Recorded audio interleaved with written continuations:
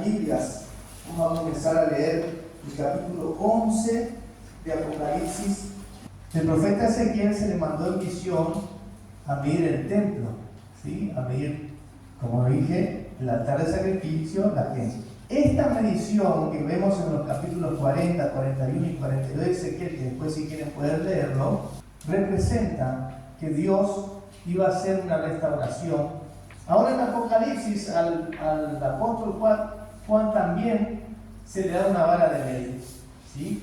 Para que mida el templo de Dios. Dice que Juan tiene que medir el templo de Dios, el altar y los que adoran en él. Y hay tres cosas importantes, dice acá, que se iban a medir: el templo, el altar y los que adoran, ¿sí? Esa palabra es muy importante. Ahora, la medición de este templo involucra un juicio, ¿sí? Es un juicio, de eso se trata, la medición. Lo que está diciendo Dios es que van a medir a aquellos que se dicen ser cristianos, aquellos que dicen tener a Dios en su vida. Tiene el propósito de decidir quién será sellado de acuerdo a su fidelidad con Dios. ¿Para qué? Para ser protegido en la gran tribulación que va a haber antes del regreso de Jesús. Alguien que busque por favor Lucas, San Lucas capítulo 24, versículos 25 al 27, y otro por favor si puede buscar San Juan 5, 39. Entonces, según lo que dice acá el libro también, existen dos testigos fieles que revelan las obras del Señor: el Antiguo y el Nuevo Testamento. Jesucristo dice que las Escrituras Sagradas ofrecen un testimonio fiel de Él. Entonces, ¿qué significan estos dos testigos? Significa la palabra de Dios en su totalidad.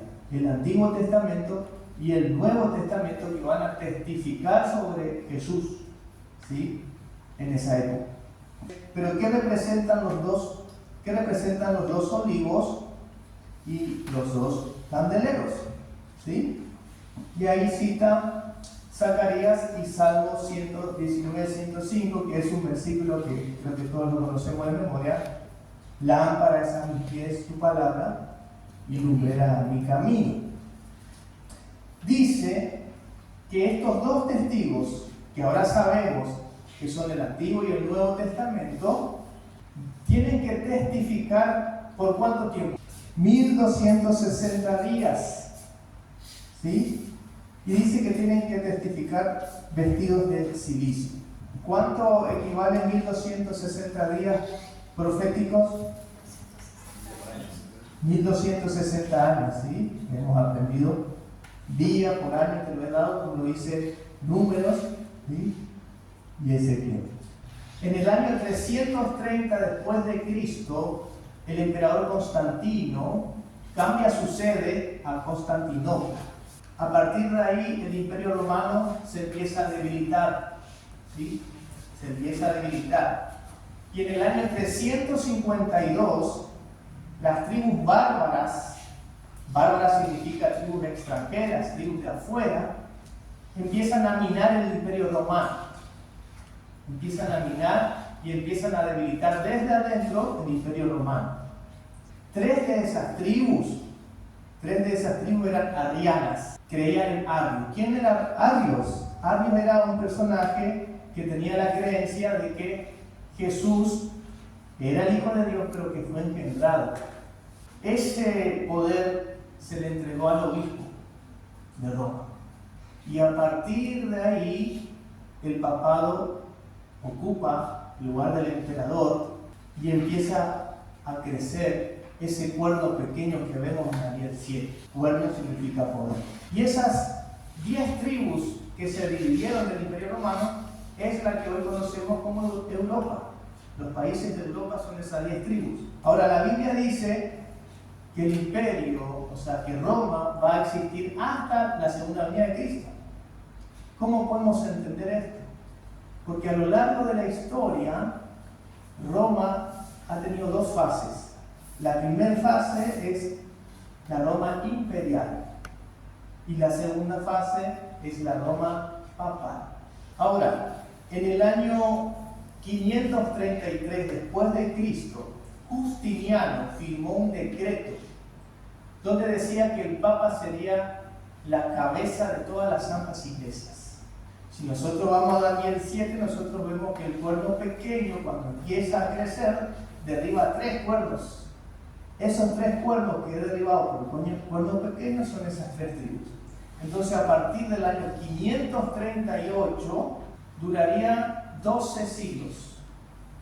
Es lo que conocemos como la Edad Media. 1260 años de poder absoluto. Una época oscura espiritualmente. Una época de persecución total. ¿Por qué? Porque todos aquellos que se oponían a las creencias y a las doctrinas del papado eran perseguidos.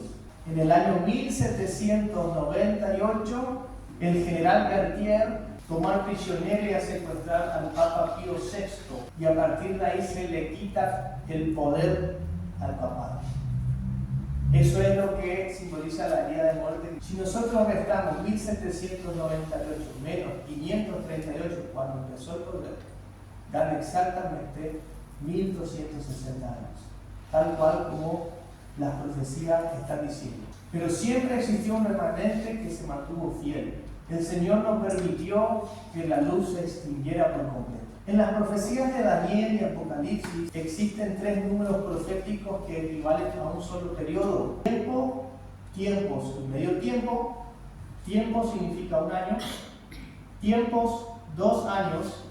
Y la mitad de un tiempo, medio año.